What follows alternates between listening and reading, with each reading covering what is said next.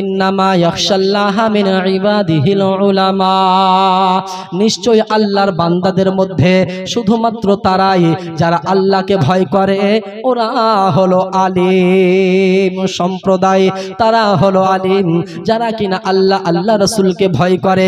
ইন্নামা ইয়াখশাল্লাহা মিন ইবাদিহিল উলামা, আল্লাহকে তো ভয় করে তারা যারা আল্লাহর ওই জন্য আল্লাহ পাককে তারাই ভয় করে, যারা হলো আলিম সম্প্রদায়। ও আব্বাজি, আমার বাবারা, ও আমার বোনেরা, ও আমার মা বোনেরা, কানের আপনার মন লাগিয়ে শুনুন, আপনার মন লাগিয়ে কান লাগিয়ে শুনুন, ভালোভাবে মাথাতে সেভ করে নেন, এই জন্য যেন দ্বিতীয়বার আর না ভুলে যান। এই জন্য আপনাকে বলতে চাই, মানুষ যদি জীবনে বক্তব্য শোনার পরে ওই বক্তব্যটাকে আমল করতে শুরু করে, জীবনের মধ্যে পরিবর্তন চলে আসবে, জীবনের মধ্যে পরিবর্তন ঘটে যাবে, জীবনের মধ্যে ইবাদতের স্বাদ পেয়ে যাবে, জীবনের মধ্যে ইবাদতের লোভ পেয়ে যাবে। কিন্তু যদি বক্তব্য শোনার পরে এই দিক সেই দিকে কান করে থাকে, বক্তব্য একদিকে চলছে, কেউ এদিকে দেখছে কেউ ওদিকে দেখছে, বক্তব্য শুনে লাভ হবে না, হবে না, ওই বক্তব্য শুনে আপনি গুমরাহ হয়ে যাবেন। এক জায়গায় কোরআনের আলোচনা চলছে, আপনি এদিকে দেখছেন আর এদিকে দেখছেন, তো আপনার কি মনে হচ্ছে আপনার ঈমান বাঁচবে না যাবে? যাবে না গো। আপনি আলোচনা চলছে কোরআনের, আপনি বলছেন ওই দেখ কত সুন্দর চাঁদ উঠেছে, আপনি বলছেন দেখ কত সুন্দর গাড়ি নিয়ে এসেছে, এতে ঈমান মজবুত হবে না। ব্রাদারানে মিল্লাতে ইসলামিয়া, আমরা জানি বর্তমান সময় আলিমদের করুণ পরিস্থিতি, আলিমদের করুণ আপনার পরিণতি। কেন? এর পিছনে কারণ কি? এর পিছনে কারণ আপনিও আমি, এর পিছনে একটা কারণ হলো প্রতিহিংসা। কি বললাম? প্রতিহিংসা। মানুষ সাধারণ ব্যক্তির সঙ্গে সাধারণ ব্যক্তির হিংসা হতে হতে এই হিংসা এসে আলেমদের উপরে পড়েছে, এই হিংসা এসে মুফতিদের উপরে পড়েছে, এই হিংসা এসে ইমামদের উপরে পড়েছে, এই হিংসা এসে আপনার কিনা মুফতি সাহেবদের উপরে পড়েছে। কেমন ভাবে? পাশের বাড়িতে কেউ যদি একতলা থেকে দুতলা করে, মানুষ হিংসা করে কি করে না? 2-4 বিঘা জমি কিনলে আপনার হিংসা করে, কিন্তু কোন মৌলভী সাহেব কোনদিন হিংসা করে যে আমার পাশের বাড়ির লোক ছাদ করে নিল রে, আমার খুব হিংসা হচ্ছে? কোন মৌলভী সাহেব বলেছে? হিংসাও করে না। কেন করে না? মৌলভী সাহেবেরা জানে দেনেওয়ালা আল্লাহ, দেনেওয়ালা বাঁটনেওয়ালা আমার রাসূলুল্লাহ। জোরে বলেন সুবহানাল্লাহ। দেনেওয়ালা আল্লাহ, বাঁটনেওয়ালা আমার রাসূলুল্লাহ। অধিকাংশ বর্তমান সময় আমাদের জানা মতে 95% আলিম নিজের জায়গাতে নিজে দুঃখ প্রকাশ করছে, নিজের জায়গায় নিজে দুঃখ প্রকাশ করছে, নিজের জন্য নিজে কান্না করতে শুরু করেছে। এমন এক করুণ পরিণতি, করুণ পরিস্থিতির সামনে এসে গেছে। আর এই জন্য দায়ী হলাম আমরা, সমাজের যারা দায়িত্বে আছে। দিনের পর দিন আমরা হিংসা করতে করতে, মানুষের খারাপ চাইতে চাইতে এমনই একটা জায়গাতে এসে পৌঁছে গেছে যে আমাদের এখন হিংসা এখন ডাইরেক্ট আলেমদের উপরে। তো যেই আলিম, যেই বক্তা, যেই কওমের সরদার, যেই আপনার দলকে টেনে সামনে নিয়ে যাবে, যেই দল আপনার সামনে দিনের আলো দেখাবে, যেই আলেম আপনাকে সুন্দর রাস্তা দেখাবে, আপনি যদি তার পাঞ্জাবি ধরে যদি পিছনে টানতে থাকেন, এটা কি শোভা পাবে? কি বলতে হবে? হুজুর আমরা আপনার সাথে আছি, আপনি আগে চলেন। বলেন সুবহানাল্লাহ। কেন কথাটা বলছি আপনি হয়তো অবাক হবেন যে এর আগে তো অনেক বক্তার মুফতির ওয়াজ শুনেছি, কিন্তু এই কথা শুনিনি। অধিকাংশ মসজিদে জুমাতে খুতবা দিতে গিয়ে মসজিদের ইমামদেরকে বাধ্যতামূলক কিছু বক্তব্য বাঁচিয়ে রাখতে হচ্ছে। কিছু জোরপূর্বক বক্তারা বক্তব্য রাখতে যে কিছু কথা ভুল করে বলতে পারছে না, চাইলেও সাহস করে বলতে পারছে না। কেন? ওই মসজিদে সুদখোর আছে, তাই বলেছে সুদের বক্তব্য হবে না। ওই মসজিদে ঘুষখোর আছে, তাই বলছে ঘুষের ব্যাপারে ওয়াজ চলবে না। ওই মসজিদে কিছু মানুষ জেনার সঙ্গে যুক্ত আছে, তাই বলছে জেনার ব্যাপারে ওয়াজ চলবে না। ওই মসজিদে হক নিয়ে কথা বলা যাবে না, এই জন্য যে ওই ব্যক্তি হক বললে ওর নামটা প্রচার হয়ে যাবে। বুঝতে পারছেন না? তো এখনো 95% মসজিদে আমরা ইমাম রেখেছি, কিন্তু ইমামকে দাগ দিয়ে ঘিরে দিয়েছে যে ইমাম সাহেব বলে কে, এই আপনি শোনেন, আপনাকে মসজিদে রাখছি, আপনি এটা করতে পাবেন না। আপনি এই আলোচনা করতে পাবেন না, রাজনৈতিক কোনো কথা বলতে পাবেন না, কোন রকম বাতিল ফেরকার ব্যাপারে কথা বলবেন না। যে যা করছে করুক, যে যা বলছে বলুক, কাউকে কিচ্ছু বলবেন না, কারোর দিকে তাকাবেন না। আপনার দায়িত্ব নামাজ পড়ান, আপনি খাওয়া দাওয়া করেন, আপনি নিজের পরিবার দেখেন। আচ্ছা, এর মানে কি ইমামতি? এর মানে কি ইমামতি? নবী পাক বলেন আল উলামা ওয়ারাসাতুল আম্বিয়া। আমার নবী পাক সাহিবুল আওলাদ সাল্লাল্লাহু তাআলা আলাইহি ওয়াসাল্লাম যেই শান ও মান মর্যাদা একজন আলিমকে দিয়েছেন, একজন মুফতিকে দিয়েছেন, একজন দ্বীনের খিদমতগার হিসেবে দিয়েছেন। ও আব্বা জান, আমার সোনা মানিকেরা, ও মা বোনেরা, ওই দিকে লক্ষ্য রেখে কথা বলতে হবে, ওই দিকে ভাবনা চিন্তা করে কথা বলতে হবে। একজন আলিম 10 বছর মাদ্রাসায় পড়ার পরে, 12 বছর মাদ্রাসায় পড়ার পরে কোনটা বলতে হবে, কোনটা বলতে হবে না, কোনটা করতে হবে, কোনটা করতে হবে না, কিভাবে চলতে হবে, কিভাবে চলতে হবে না, এই জ্ঞান কোন পাবলিকের কাছ থেকে নেওয়ার প্রয়োজন হয় না। হয় নাকি?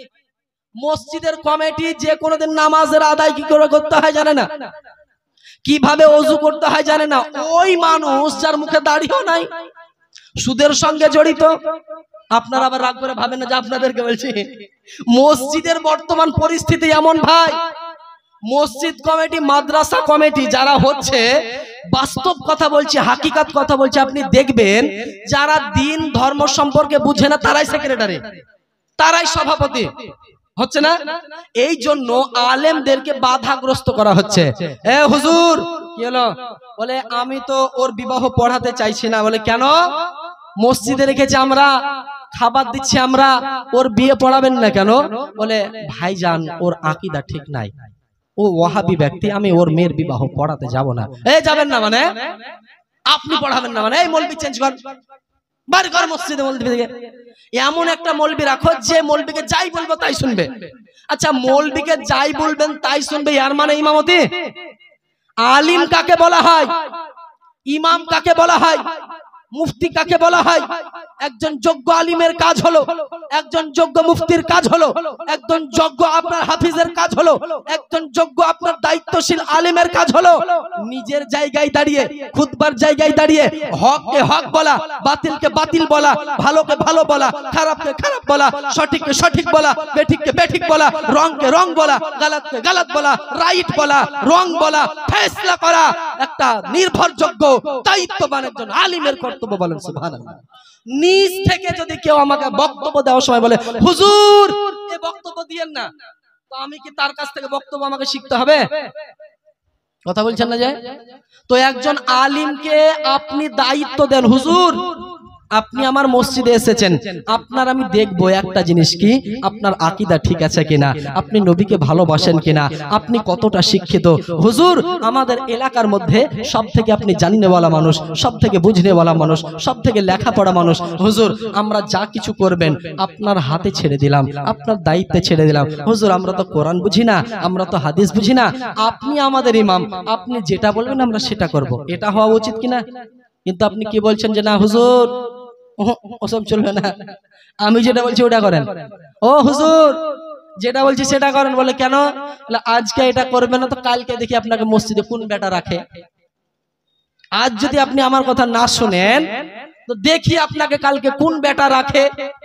নবী পাক সাল্লাল্লাহু তাআলা আলাইহি ওয়াসাল্লাম বলেছেন উলামা ও উম্মতি কা আমবিয়াই বানি ইসরাঈল। আমার আলিম, আমার উম্মতের আলেমেরা হলো বানি ইসরাইল সম্প্রদায়ের নবীদের মতো। বলেন সুবহানাল্লাহ। কেউ আবার আমার উপরে ফাতোয়া দিতে পারে যে নবীর উম্মতের আলেমেরা নবীর মতো, এটা হাদিসের তরজমা, ব্যাখ্যাটা বলি। আমার নবীর উম্মতের আলেম যারা, এরা বানি ইসরাইল সম্প্রদায়ের নবীদের মতো, মানে হলো এটা যে বানি ইসরাইল সম্প্রদায়ের নবীদের কাজ ছিল হেদায়াত দেওয়া, ধর্ম প্রচার করা, ইসলাম প্রচার করা, দ্বীনে ইসলামকে আগিয়ে নিয়ে যাওয়া।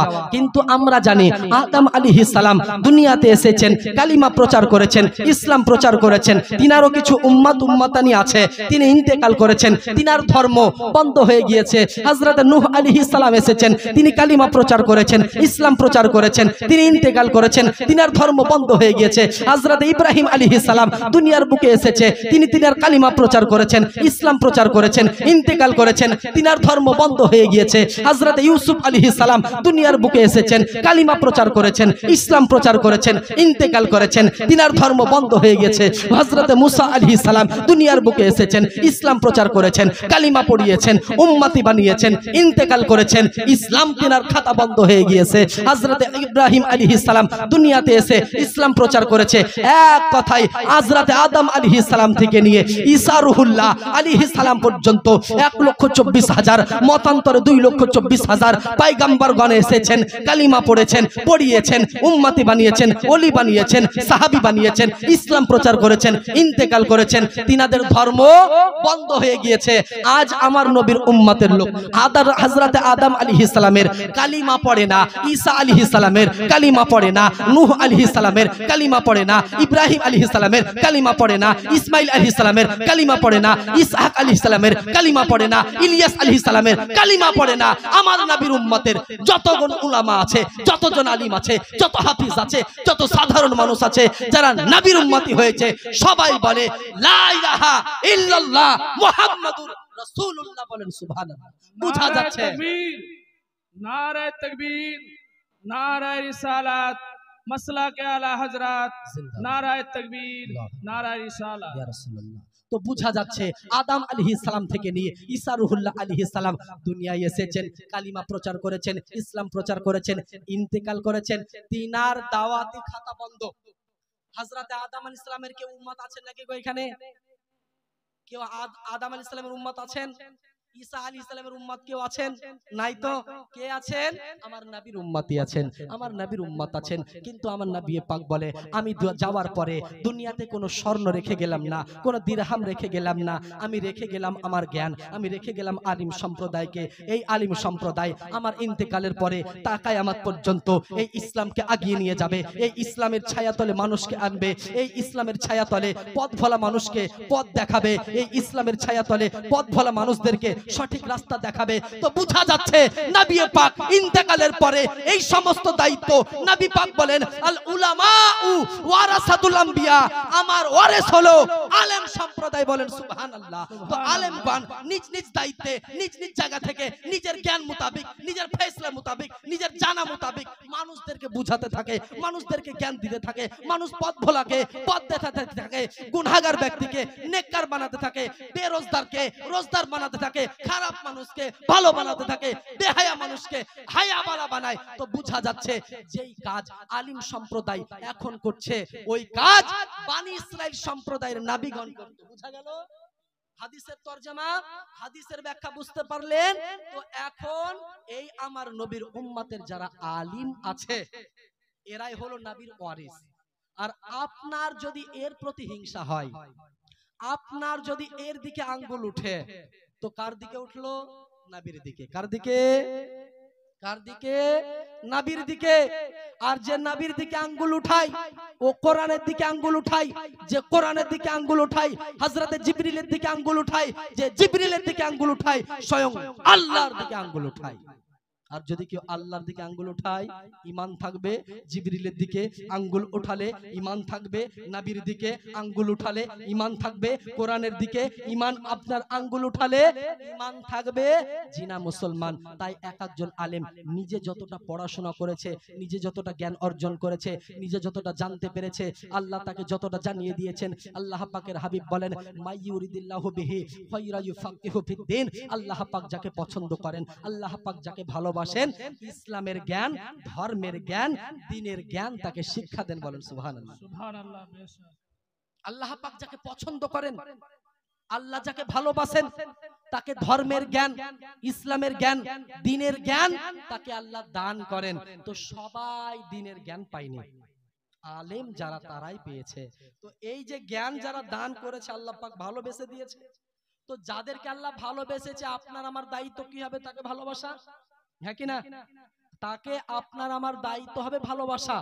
কিন্তু আপনি বিশ্বাস করেন বা না করেন, আমিও একজন ইমাম সাহেব মসজিদের, আমার বন্ধু একজন মসজিদের ইমাম, আরো যত ইমাম আছে ক্যালকুলেশন করে দেখা গেল 95% বর্তমান মসজিদের মুসল্লি এবং বর্তমান মসজিদের ইমাম এমন ভাবে নির্যাতিত হয়ে আছে, এমন ভাবে মুসল্লির চাপে মসজিদে থাকছে, যেমন ভাবে একজন স্বামী তার স্ত্রীকে নির্যাতন করে তার থেকে শতগুণ একজন আলেমের উপর নির্যাতন হচ্ছে। মানেন বা না মানেন, আমার কিছু করার নাই। কেন হচ্ছে জানেন? আচ্ছা, বাড়ির মেয়ে ছেলেকে যদি কেউ নির্যাতন করে কেস করবে কি করবে না? হ্যাঁ না বলেন না বাবা? করবে তো। কিন্তু একটা মৌলভী সাহেবকে এসে যদি দুটা কথা শুনিয়ে দেয় কেউ, ওর নামে কেস হবে? মৌলভী ওর নামে কেস করতে যাবে? মৌলভী সাহেব তো বুঝে করবে না। কেন? এরা জানছে যে বাড়িতে আমার চাচি বয়স্ক হয়ে আছে, আমার দাদি বয়স্ক হয়ে আছে, বুড়া মানুষ, বয়স্ক মানুষ, চাচির সাথে দাদির সাথে ঝামেলা করতে যায়, ঠুকন খাবে নাকি? বলছে চাচির সাথে আর পাচ্ছি না, বয়স্ক হয়ে আছে, মাজা পড়ে গেছে, লাঠি ধরে ধরে মসজিদে আসছি, জাওয়ালার মৌলভীকে দুইটা কথা বলবো। ওর নিয়াত করে বেড়াইছে, যা বলবো মসজিদের মৌলভীকে দুইটা কথা বলবো, বাড়ির লোককে বলা যাবে না, যা খ্যাচ ম্যাচ করে উঠবে। আর হাইরে আমার বাড়ির মেয়ে ছেলের আওয়াজ এ পাড়া সে পাড়া শুনে নিবে। তো এ হলো বর্তমান অবস্থা। শোনেন, আপনাদেরকে আমি বোঝানোর উদ্দেশ্যে কথা বলছি, আপনাদেরকে আমি জানানোর উদ্দেশ্যে কথা বলছি যে আপনার মসজিদের ইমাম একজন দায়িত্ববান ইমাম, একজন দায়িত্ববান আলিম, একজন মুফতির সঙ্গে মহব্বত এই জন্য করতে হবে কারণ যে নবী মুস্তাফা দেওয়া ইলমে যারা আলিম হয়েছে তাদের বিপক্ষে বলা, নবীর বিপক্ষে বলা, কোরআনের বিপক্ষে বলা, আল্লাহর বিপক্ষে বলা, এইটা বলে কেউ 2 বছর থেকে নামাজ পড়ছে, কেউ 3 বছর থেকে নামাজ পড়ছে, কেউ মোটামুটি নামাজ পড়তে জানে, এই সমস্ত ব্যক্তি একটা কথা আলেমের বিপক্ষে বলে 2 বছর যা ইবাদত করেছিল তাও তো ওযু জানে না, তাও তো গোসল জানে না, তাও তো তরিকা জানে না, তাও তো মশলা জানে না, তাও তো ফাতুয়া জানে না, যা রকম ভাবে ফাটা ফোটা টুটা ভাবে 2 বছর 1.5 বছর 2.5 বছর 5 বছর ধরে যা কিছু পড়েছিল অতি তাড়াতাড়ি মুখের একটা কথা দ্বারা সব নষ্ট করে দিল। নবী পাক বলেছেন তোমরা আমাকে দুটো জিনিসের গ্যারান্টি দাও, আমি নবী তোমাদেরকে জান্নাতের গ্যারান্টি দেব। বলেন সুবহানাল্লাহ, একটু জোরে বলেন হবে না? দুটো জিনিসের গ্যারান্টি দাও, আমি নবী মুস্তাফা তোমাদেরকে জান্নাতের গ্যারান্টি দেব। ও দুটো জিনিস কি? নবী পাক বলেন তোমার জবানের হেফাজত করবে, এইটা আমাকে গ্যারান্টি দাও। তোমার যে জবান সারা বছর মানুষ নামাজ পড়ার পরে, রোজা রাখার পরে, হজ করার পরে, যাকাত দেওয়ার পরে, তিলাওয়াত করার পরে, সাজদা করার পরে, রুকু করার পরে, তাসবিহ করার পরে জবান দিয়ে যদি একটা কুফরি বাক্য পড়ে তার নামাজ কাজে আসবে? রোজা, হজ, যাকাত কাজে আসবে না। কেন?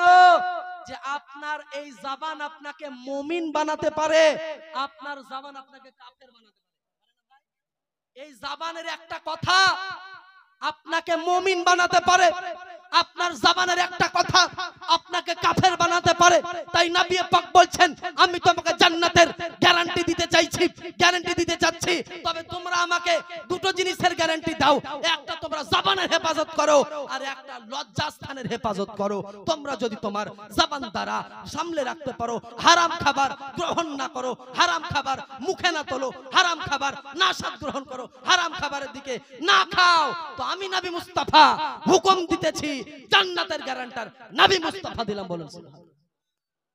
দুটো জিনিসের গ্যারান্টি পারা যাবে না, যে এই জবান দিয়ে মিথ্যা বলবো না। ওয়াদা করেন ভাই, এখনই মওত আসতে পারে, মওত আসলে কবরে চলে যেতে হবে, কি সাক্ষ্য দিবেন? আল্লাহর কাছে কি নিয়ে দাঁড়াবেন? আল্লাহ পাকের কাছে কি জবাব দিবেন? নবী মুস্তাফার কাছে চেহারা কিভাবে দেখাবেন? আল্লাহু আকবার কবিরা। গ্রামের মধ্যে কেউ যদি ভুল করে, কেউ যদি গুনাহ করে, সেটা যদি প্রকাশ পায়, মানুষ যদি জানতে পারে, ওই মানুষটা মানুষের সমাজের কাছে লজ্জিত হয়ে যায়। আহা, গুনাহ করার পরে মানুষ জেনে নিল, মানুষ বাড়ি থেকে বেরোতে পারে না, ঘর থেকে বেরোতে পারে না, রাস্তায় বেরোতে পারে না, কিন্তু হায়রান হয়ে যান, পেরেশান হয়ে যান ওই রোজ মাহশারের প্রান্তরে, যখন শুধু আপনি থাকবেন না, আপনার পিতা থাকবে না, আপনার মাতা থাকবে না, কমবেশ হযরত আদম আলাইহিস সালাম থেকে নিয়ে ঈসা রূহুল আলাইহিস সালাম নয়, উম্মতের সমস্ত সৃষ্টির শুরু থেকে শেষ পর্যন্ত সবাই সারিবদ্ধভাবে দাঁড়িয়ে থাকবে। আপনাকে কাঠগড়ায় দাঁড় করানো হবে, আপনাকে বলা হবে ডান হাতে আমলনামা দেওয়া হবে, বাম হাতে আমলনামা দেওয়া হবে। বলো আব্দুস সাত্তার, দুনিয়ার বুকে কি নেকি করেছিলে? এ আব্দুর রহমান, বলো দুনিয়ার বুকে কোন গুনাহ করেছিলে? আপনি নবীর সামনে দাঁড়িয়ে, ওলির সামনে দাঁড়িয়ে, সাহাবীর সামনে দাঁড়িয়ে, বাপের সামনে দাঁড়িয়ে, মায়ের সামনে দাঁড়িয়ে, সমাজের সামনে দাঁড়িয়ে, কাতারে দাঁড়িয়ে নিজের গুনাহের কথা প্রকাশ করতে পারবেন? পারবেন? পারবেন না। একটা ছোট্ট গুনাহ করার পরে মানুষ যদি জেনে নেয়, গ্রাম থেকে বেরোতে লজ্জা পায় না? যে এত লজ্জিত মনে হয় যে আমি এতটা বড় গুনাহ করেছি যে মানুষ জেনে নিল। কিন্তু মানুষ জানিয়ে গুনাহ করে না, না জানিয়ে করে? না জানিয়ে করে। কিন্তু জানার পরে মানুষটার মন খারাপ হয় যে আহা, যদি আমি এই কাজ করার আগে যদি তওবা করে নিতাম। তো ব্রাদারানে মিল্লাতে ইসলামিয়া জবানের হেফাজত করেন। এই জবান দিয়ে গালি কাউকে দিবেন নাকি? যারা যারা দিবেন হাত তোলেন। তাহলে আমরা এই জবান দিয়ে কোনোদিন কাউকে গালি দিব? আচ্ছা, গালি দিব না। একটু বলেন না, আজ থেকে আমরা কোনোদিন এই জবান থেকে কাউকে গালি, এই জবানে কোনোদিন মদ তুলবো না, এই মুখে কোনোদিন মদ উঠাবো না, গাঁজা উঠাবো না, সুদের পয়সা পেটে ঢুকাবো না, হারাম বস্তু মুখে তুলবো না। ওয়াদা করেন এই জবানের হেফাজত করবেন। ওয়াদা করেন এই জবানের হেফাজত করছি। এ আল্লাহ, আমরা ওয়াদা করছি এই জবানকে আমরা হেফাজত করব। আল্লাহ গো, তুমি তোমার রহমত দিয়ে, বরকত দিয়ে আল্লাহ আমাদেরকে সমস্ত প্রকার খারাপ কর্ম থেকে বেঁচে থাকার তৌফিক দান করুন। সকলে পড়ি আল্লাহুম্মা আমিন। আর একটা হলো লজ্জাস্থানের হেফাজত করা। বর্তমান যুব সমাজ, গার্জেন যারা অভিভাবক আছেন শোনেন, নবী পাক সাল্লাল্লাহু আলাইহি ওয়াসাল্লাম বলেছেন 3টার সময় তোমরা দেরি করবে না। কয়টি সময় বললাম? 3টার সময়তে তোমরা দেরি করবে না। যদি মাইয়াত হয়, যদি কোনো ব্যক্তি ইন্তেকাল করে, কোন সাইত কোন সাইতা যদি ইন্তেকাল করে, কোন মহিলা কোন পুরুষ যদি ইন্তেকাল করে, যত তাড়াতাড়ি সম্ভব তাকে দাফন করে দাও, তার জানাজা পড়ে নাও। বুঝতে পারলেন? দ্বিতীয়ত, যখন নামাজের সময় হয়ে যাবে, যত তাড়াতাড়ি সম্ভব নামাজটা আদায় করে নাও। কথা বুঝতে পারছি? তৃতীয় কথা হলো, যদি তোমার বাড়িতে উপযুক্ত ছেলে ও মেয়ে বিবাহের জন্য হয়ে থাকে, উপযুক্ত যদি পাত্র পাত্রী থাকে, ছেলে মেয়ে থাকে, তো তার বিবাহ করিয়ে দাও। বলেন সুবহানাল্লাহ। কিন্তু আমি বলছি না, আমার মেয়ে তো কেবল মাধ্যমিক দিল, উচ্চ মাধ্যমিক দেখ, বিএড হোক, ডিএড হোক, এমএ হোক, বিএড, আপনার যতগুলো ডিগ্রি আছে, এলইডি, এলএলবি যা কিছু আছে, ধরেন মাস্টার্স ডিগ্রি থেকে নিয়ে যত কিছু ডিগ্রি আছে কমপ্লিট করুক, তারপরে মেয়ের বিয়ে দেব। আপনার মেয়ে বাড়ি থেকে বেরোনোর পর আসার আগা পর্যন্ত, আপনার মেয়ে যাওয়া থেকে বাড়ি আসার আগা পর্যন্ত আপনি কবার খোঁজ নিয়েছেন? আপনার মেয়ে বালিগা হয়েছে, আপনি কতখানি দায়িত্ব পালন করেছেন? আপনার ছেলে বালিগ হয়েছে, কতখানি দায়িত্ব পালন করেছেন? এ মুসলমান, বিবাহ করা সহজ না কঠিন? বিবাহ করা সহজ না কঠিন? সহজ, কিন্তু কঠিন আমরা বানিয়ে ফেলেছি। কেন? বিবাহ দিতে গেলে অন্তত পক্ষে 5 লাখ টাকা খরচা করতে হবে, না হলে বিয়ে হবে না। একজন দায়িত্ববান পুরুষ হতে হবে, না হলে বিয়ে হবে না। তুমি কি করো? তোমার বয়স কত হয়েছে? তোমার কত টাকা ইনকাম আছে? তোমার ইনকাম মান আপনার কি না বলা হয়েছে? সোর্স অফ মানি, ইনকামের রাস্তা কি? যদি বলে যে এখন আমি স্টুডেন্ট, পড়াশোনা করছি, বলে এখন বিয়া কিসের রে? বেয়াদব ছেলে, বাপের সামনে বিহার কথা বলছে, লজ্জায় মুখ পাই না বাপ, বলে না? এই ছেলে যখন কোনো খারাপ কর্মে লিপ্ত হবে, তখন বাপের মুখ উজ্জ্বল হবে? উজ্জ্বল হবে না। তো তো নিজ নিজ দায়িত্বে নিজ নিজ ছেলেদের দিকে নজর রাখুন, নিজ নিজ মেয়েদের দিকে নজর রাখুন। এই মেসেজ বার্তা কেন দিচ্ছি? এই মেসেজ ও বার্তা এই জন্য দিচ্ছি, আজকে সমাজ আমাদের কুকর্মের মধ্যে আপনার বেশি ধ্বংস হচ্ছে। আমাদের সমাজ বর্তমান প্রেম নামক বস্তু, বেহায়াই, এই যে অপকর্ম, প্রেম, ভালোবাসা, এই নাম নিয়ে সমাজ আজকে আপনার দুর্গন্ধ ছড়াচ্ছে। আর এটা বেশি মুসলমান ঘরের ছেলে মেয়েরা করছে। সব মানুষ করছে, কিন্তু মুসলমান কেন করছে? এ তার ধর্ম বুঝে না বলে করছে, ইসলাম বুঝে না বলে করছে, নবীর শরীয়ত বুঝে না বলে করছে, ইসলাম বুঝে না বলে করছে। যদি নবীর শরীয়তকে বুঝতো, ইসলামকে বুঝতো, বালিগ হওয়ার পরে কেমন ভাবে চলতে হয়, কিভাবে পর্দা করতে হয়, কিভাবে আপনার নামাজ পড়তে হয়, কিভাবে রাস্তায় চলতে হয়, যদি মুসলমান এটা জানতো, তার দ্বারা ভুল হতো? ভুল হতো না। কিন্তু আমরা ছেলে জন্ম নেওয়ার পরে কানে আজান দেওয়ার কথা বলা হয়, আমরা ভুলে যাই। আকিকা করার কথা বলা হয়, আমরা প্রায় চেষ্টা করি আকিকা করার, কিন্তু সেই দিন ভালো নাম রাখার কথা বলা হয়, কিন্তু আমরা কেউ রাখছি ঝন্টু, কেউ রাখছি মন্টু, কেউ রাখছি ঘন্টু, কেউ রাখছি আপনার কিনা বিভিন্ন রকমের কিরণমালার নাম, আর রাখছে ঝুনঝুনির নাম, কে রাখছে টুনটুনির নাম, কে রাখছে সিরিয়াল দেখে, কে রাখছে সিনেমা দেখে, কে রাখছে আপনার বিভিন্ন রকমের অপকর্ম হিরোর নাম দেখে, হিরোইনের নাম দেখে। ইসলামী শরীয়তের নাম মৌলবীদেরকে জিজ্ঞাসা করা হয় আমাদেরকে, হুজুর বলে আমার ছেলে হয়েছে, বলে আলহামদুলিল্লাহ ভালো কথা, একটা নাম দেখে দেন না। নাম দেখে দিব, ঠিক আছে। নবী পাক সাল্লাল্লাহু আলাইহি ওয়াসাল্লাম বলেছেন সবথেকে উত্তম নাম হলো আল্লাহ পাকের নামে নাম দেওয়া, বলেন সুবহানাল্লাহ। আল্লাহ পাকের যে 99টি গুণবাচক নাম আছে, এই নাম দেওয়া উত্তম। তো যদি বলে যে আব্দুস সাত্তার নামটা রাখবেন, বলে ইয়া বুড়হাস্টি নাম কে রাখবে, হুজুর ভালো নাম বলেন না, কেমন? বলে রাখেন রাহুল, রাখেন হুজুর রাহুল, রাখেন সূর্য, রাখেন ঘন্টু, ঝন্টু, পটল, কেরোসিন, নাম আছে না নাই? হ্যাঁ, আপনি অবাক হয়ে যাবেন। একজনের নাম হলো সেভেন, একজনের নাম কলেজ, একজনের নাম স্কুল, একজনের নাম কেরোসিন। আপনি ভাবছেন মনে হয় নতুন বলছেন, নতুন না, আমি যে এলাকায় আছি ওই এলাকায় নামগুলো আছে তাই বলতে পারছি। একজনের নাম হলো সাবল, একজনের নাম হলো চঞ্চল, একজনের নাম হলো চমচম, চমচম মানে মিষ্টি, বুঝতে পারছেন তো? তো শরীয়তে ইসলামী নামটা পর্যন্ত রাখতে পারেনি, তাহলে সেই পিতা আমরা কেমন সম্মান পাবো? আমরা সন্তানের কাছে সম্মান চাই না বৃদ্ধ অবস্থায়, যে সন্তানেরা আমাদেরকে সম্মান করুক? হ্যাঁ হুজুর, আপনি একটু বাপ মার ইজ্জত নিয়ে কথা বলুন না। সন্তান আমাকে দেখে না, সন্তান আমাকে ভালোবাসে না। একটা সময় ছিল যখন মৌলভী সাহেব বলেছিল, বাপজি একটু ছেলেকে মাদ্রাসায় পড়ান না, একটু কোরআনের তিলাওয়াতটা করান, একটু আরবি শিক্ষাটা দেন, একটু মাদ্রাসায় পাঠান।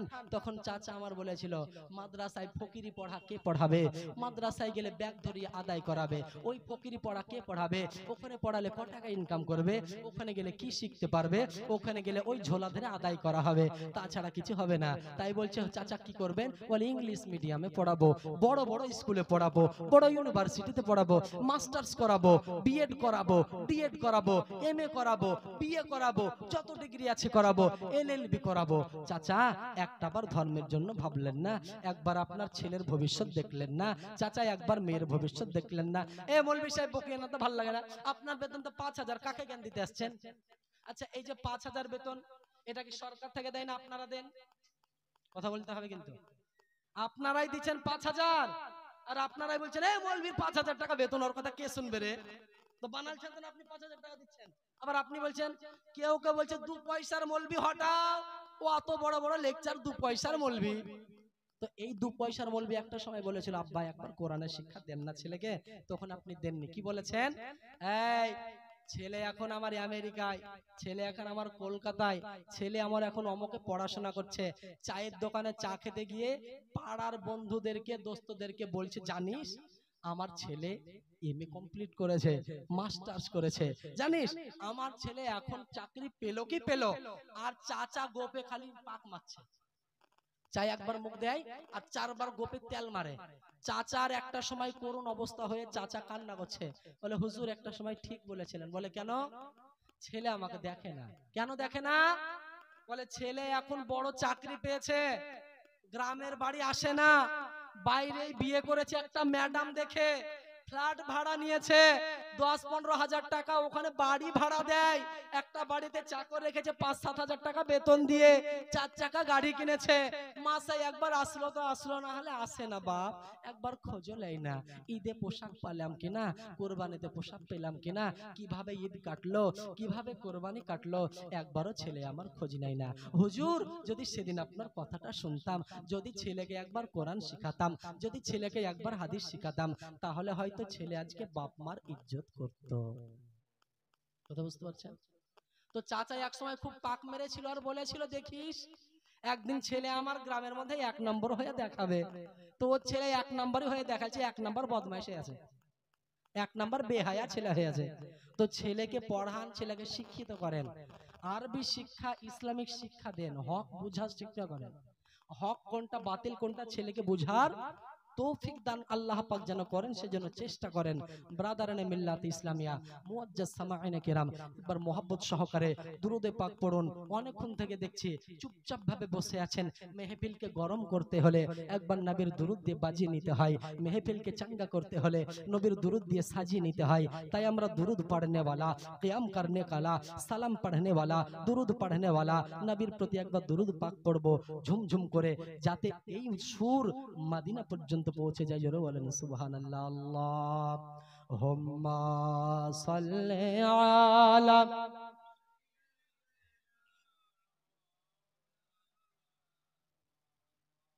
ওয়া আলা আলি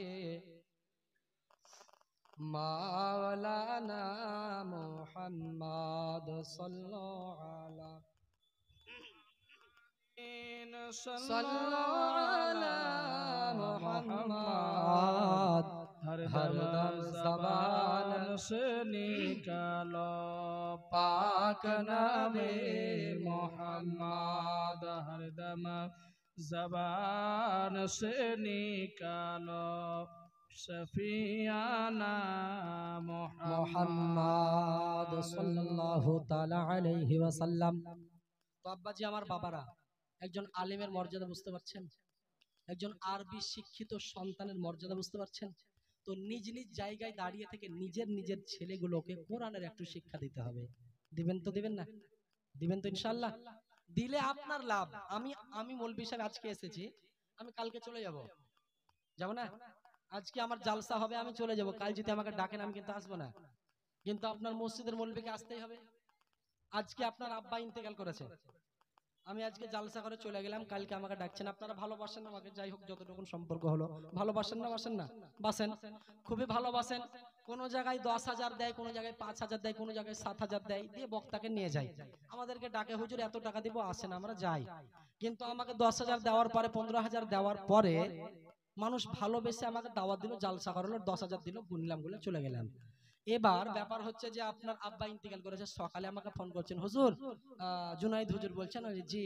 বলছে আমার আব্বা ইন্তেকাল করেছে, একটু আসেন না। বলে আমার আজকে জালসা, তোমার আব্বা ইন্তেকাল করলো, তা আমি কি করব? আপনি আমার কিছু করতে পারবেন? খুব বেশি হলে সামনে বছর দাওয়াত দিবেন না, এটাই তো না বেশি কিছু? কিন্তু আপনার মৌলভী সাহেব যদি বলে যে ওই মৌলভী সাহেব, বলে কি হলো? আব্বা ইন্তেকাল করেছে, জানাজাটা পড়াবেন, চলেন।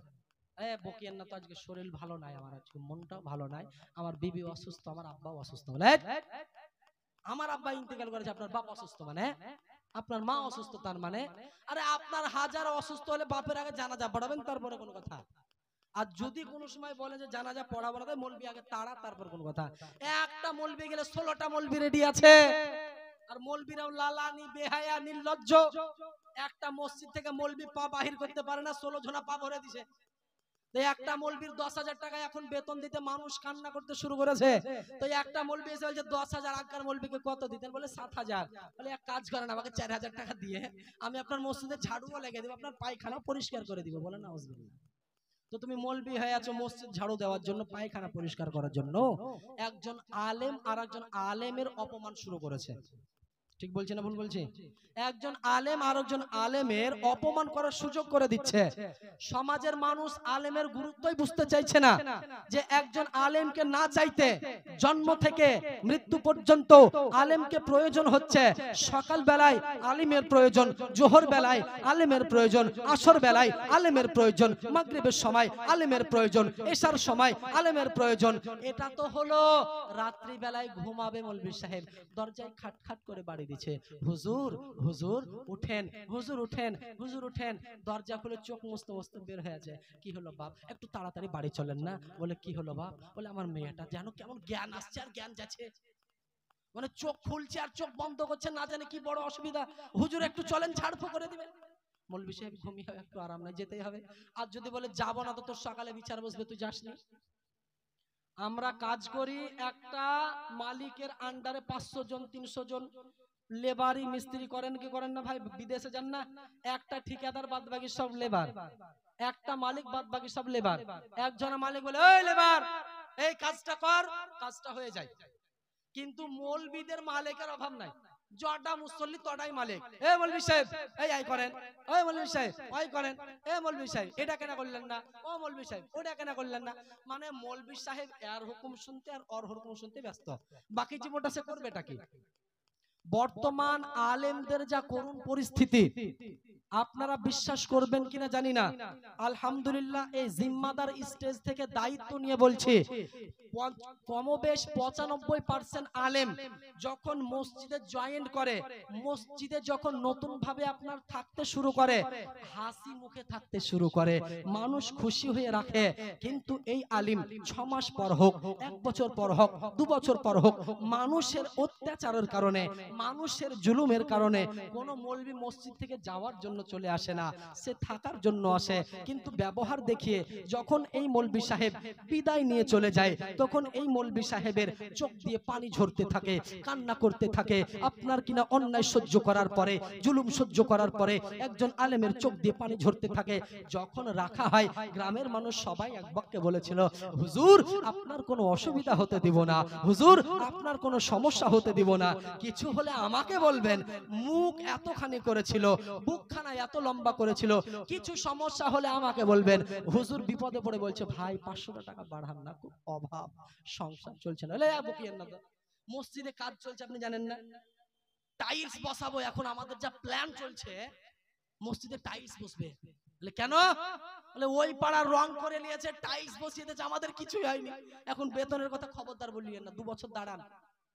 মার্বেল চলে আসলো, পালিশ হয়ে গেল, রং হয়ে গেল, কালার হয়ে গেল, চিকন হয়ে গেল, চকচকে আয়নার মতন হয়ে গেল। দিয়ে চায়ের দোকানে চা খেতে যাবে, বলছে ভাই দেখেছিস আমার মসজিদটা কত চিকন। ওই পাড়ার মসজিদকে ফেল করে দিয়েছি রে, ওই পাড়ার মসজিদ আমার পাড়ার মসজিদের কাছে পাত্তাও পাবে না। আমাদের পাড়ার মসজিদে 15 লাখ টাকা খরচা করেছি, তুই দেখেছিস? দেখিনি তো, একবার যাইস যে দেখে আসিস। ও বলছে না যে মাস্টার একবার নামাজ পড়তে যেও, ভাই নামাজ পড়া ভালো জিনিস, বলছে দেখতে যাই, মনে হচ্ছে বউ দেখাবে, দেখতে যাই মসজিদ। ওই পাড়ার লোকের সাথে আমাদের সম্পর্ক ভালো নাই, ওরা 10 লাখ খরচা করেছে, আমরা 20 লাখ খরচা করেছি। ওদের থেকে আমাদের মসজিদ বেশি ভালো, তোমার মসজিদ বেশি ভালো নাকি ওর মসজিদ বেশি ভালো? তোমার টাইলস আছে কিনা, ওর মার্বেল আছে কিনা, তোমার কালার আছে কিনা, ওর কালার আছে কিনা, তুমি মসজিদে কি রকম ভাবে লালন পালন করছো, এটা ও কেমন ভাবে করছে, কে কত টাকা দান করছে, কে কত টাকা দান করছে না, এইটা দেখতে চলবে না। মসজিদ দোতলা বানিয়ে আপনার কিনা বলা হয়েছে আপনি জান্নাত ক্রয় করতে পারবেন না, 4 তলা মসজিদ করে জান্নাত ক্রয় করতে পারবেন না। জান্নাত আপনার মিনার যদি 2 তলা করে দেন, 4 তলা করে দেন, এটাকে বড়াই বলে না। 10 তলা আপনার মেম্বার করে দেওয়া, এটাকে মেম্বারে আপনার বলে না, এটাকে বড়াই বলে না। বড়াই হলো নিজের দায়িত্বে দাঁড়িয়ে মসজিদ যদি খেড়ের পাতাতে হয় তাও নেকি পাওয়া যাবে, খেড়ের পাতায় হলেও তাও নামাজ হবে, খেড়ের যদি হয় তাও সওয়াব পাওয়া যাবে, খেড়ের পাতায় হলেও নামাজ পড়া নামাজই থাকবে। মার্বেলে পড়লে 1000 নেকি বেশি পাওয়া যাবে না, খেড়ের মসজিদে পড়লে 1000 কম হবে। খেড়ের মসজিদেও নামাজ পড়লে যতটা নাকি পাওয়া যাবে, চিকন চাকন মার্বেল ওয়ালা, টাইলস ওয়ালা, রং করা, ফ্যাশন বানানো, মাইক লাগানো, এসি লাগানো, ফ্যান লাগানো, এয়ার কন্ডিশন লাগানোর পরেও যেমন একটা খেড়ের তৈরি করা মসজিদে নাকি পাওয়া যায়, অতটাই নাকি মার্বেল ওয়ালা মসজিদেও পাওয়া যায়। বলে সুবহানাল্লাহ। তাহলে আপনি কাকে দেখাচ্ছেন মার্বেলের টাকা, কাকে দেখাচ্ছেন মসজিদ? আপনার মৌলভী সাহেব 4 বছর ধরে, 5 বছর ধরে 7,000 টাকায়, 8,000 টাকায় ইমামতি করতে আছে। আপনার বিবেক বলছে না, আপনার মন বলছে না, আপনার সতর্ক হয় না, আপনার মনটা চেঞ্জ হয় না, আপনার মনটা পরিবর্তন হয় না। হুজুর 8,000 টাকায় সংসার তো চলে না, 5,000 টাকায় সংসার তো চলে না। তখন কিছু চাচা আমার বয়স্ক বলে, হুজুরদের টাকার মেলাই বরকত, হুজুরদের টাকায় মেলাই বরকত। বলে কেমন করে? হুজুরদের 5,000 হলো তো কি হলো, মেলাই বরকত, হুবি ইন্দর চলে। বলে চাচা তো এই 5,000 এক মাসের লেন, আপনার বাড়ি 30,000 দেন না? ওইটা তো হবে না। একটা আপনার সোশ্যাল মিডিয়ায় ভিডিও দেখেছেন কিনা, একটা মৌলভী সাহেবের 3 মাসের বেতন বাকি আছে, চাইছে তো সভাপতি সাহেব দেয়নি। তো সভাপতি সাহেব মৌলভী সাহেবকে 50 টাকা হাতে ধরিয়ে দিয়ে বলছে, হুজুর একটু দোয়া করেন, আমার ছেলে চাকরির ইন্টারভিউ দিতে যাবে। দেখেছেন চাকরির ইন্টারভিউ দিতে যাবে, একটু দোয়া করেন। মৌলভী সাহেব হাত তুলে, আল্লাহ গো আমার সভাপতি সাহেবের ছেলের চাকরি এমন ভাবে দাও যেমন আমার বেতন 5,000 যেন ওরও বেতন 5,000 হয়। সভাপতির তখন চোখ লাল গোল গোল হয়ে গেছে, কি করলো রে মৌলভী সাহেব? দুয়ার মাঝে তো কথা বলতে হচ্ছে না, শুধু লাল চোখ করে বের করে দেখছে। যেমন দেখাচ্ছে দুয়া শেষ হলো, হুজুর রেগে একবারে বম হয়ে আছে। হুজুর কি হলো? সভাপতি সাহেব বলে আপনি কেমন দোয়া করলেন বলেন তো? বলে কেন গো? ভালোই তো দোয়া করলাম। 5,000 টাকা আমার বেতন, আপনার ছেলেরও 5,000 হোক, আল্লাহ বরকত দেখ বেতনে। আল্লাহ আপনার 5,000 টাকা বেতন আপনার ছেলের বরকত দেখ। বলে হুজুর আপনাদের চলবে, আমার ছেলেরও চলবে। বলে কেন চলবে না? তোমার ছেলে আছে, আমার ছেলে নাই। তোমার ছেলে ইংলিশ মিডিয়ামে পড়ে, আমার ছেলের কি মন চাই না? তোমার ছেলের ভালো খাবার খেতে মন চায়, আমার স্ত্রীর কি মন চাই না? আপনার স্ত্রী বলছেন শপিং মলে নিয়ে যা 15,000 টাকাওয়ালা শাড়ি কিনেছে, মৌলবীর বেতন তো 5,000 15,000 কি করে পাবে? ওর মৌলবীদের স্ত্রী যদি কোনোদিন জোর করে স্বামী আমাকে এটা কুরবানিতে নিয়ে দিতেই হবে, তো মৌলবী সাহেবকে আগে নিজে কুরবানি হতে হবে। বুঝতে পারলেন না মনে হয়? তো আলহামদুলিল্লাহ আল্লাহ পাক আলেমদের স্ত্রীগণকে অনেক ভালো বানিয়েছেন। কারোর নসিবে খারাপও জুটে যায়, কিন্তু অত্যাচার করে তাকে চালাতে হয়। বুঝতে পারছেন? তো যারা ভালো বুঝে তারা অতই সন্তুষ্ট, অল্পতে সন্তুষ্ট, যে আমার স্বামী যতটুকু এনেছেন অতটুকু নেই ভালো। আপনার ঘরের ছেলে জেদ করে যে এটা নেব, মৌলবী সাহেবের ঘরের ছেলে জেদ করলেও বোঝানো হয়, আব্বা এই মাসে পারলাম না বা পরের মাসে দিব, একটু চুপ থাকো, থাকে। কিন্তু ছেলে যদি জেদ করে তখন মৌলবী সাহেব বাধ্য হয়ে আমাদের মতন মৌলবীকে ফোন করে, ভাই একটু 5,000 টাকা হবে না, 2,000 টাকা হবে না? বলে কেন? আমার ছেলে জিদ করেছে, আমার বউ জিদ করেছে এই ঈদে এই পোশাক নেবে, আমার তো বেতনে ভাই সংসারই চলে না, একটু দাও না দয়া করে। তো মৌলবীদের দরদ তো মৌলবীরাই বুঝবে, মৌলবীদের দরদ তো মৌলবীরা, ঠিক আছে ভাই নাও। তো এই টাকা যে পাবো কবে তার কোনো ঠিক নাই, কারণ ওর দিনের লিয়াসেই তো মাসেই তো সব শেষ হয়ে যায়।